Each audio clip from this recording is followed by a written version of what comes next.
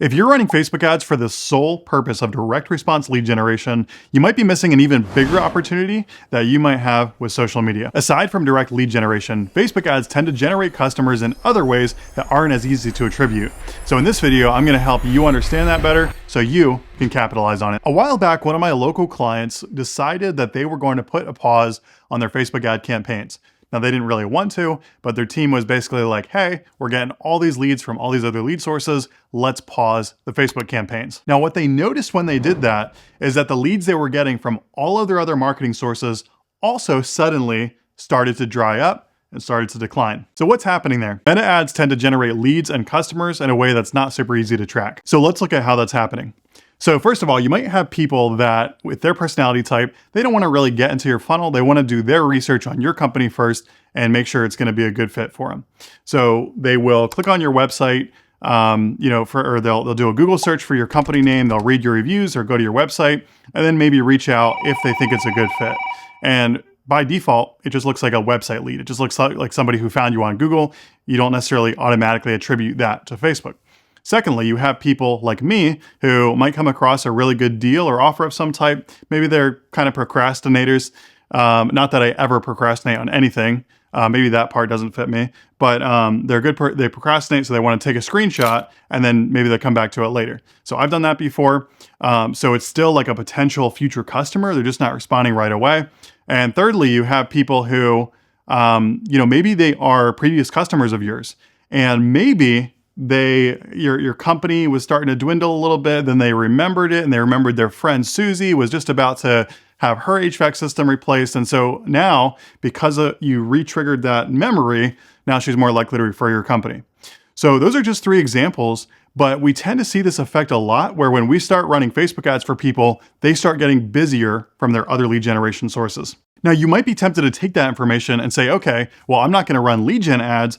I'm going to run reach ads to get in front of as many people as possible so I can drive that brand impact. Now, that might work in some cases, but the reason I don't recommend that is because with the lead gen ads, you are giving Facebook data by the people that fill out those forms to tell it who's the ideal audience to optimize for. Meaning those lead gen ads are likely to get more views with people that are more likely to be good candidates for your business.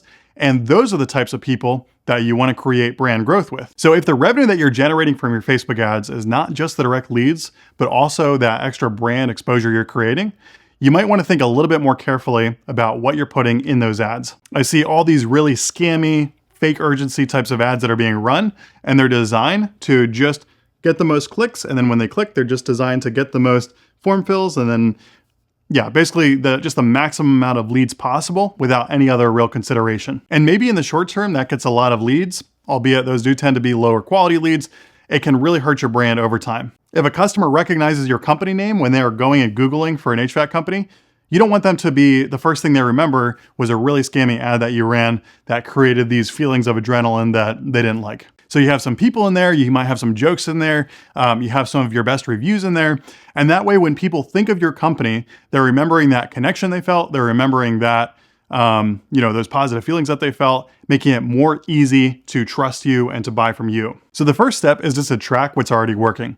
So on your website form, if you have a little drop down that says, where'd you hear about us? You can put, referral, Google, social media, and that'll just help you start getting a better understanding of what's potentially already coming from your Facebook ads. In some cases, those indirect leads that you get through your website are actually going to be better quality than what you get on your lead forms. Whereas on their direct form fill leads, they have more like a 20% booking rate. So in conclusion, if you're running Facebook ads, don't think of it as just another lead generation tool and treat it based off lead cost and that by itself. There's a lot that's happening with the branding, and there is a lot of opportunity to connect with your local community if it's done right. My name is Peter. I'm the owner here at Service Allies. If you found this helpful, like, comment, subscribe, and we'll see you in the next video.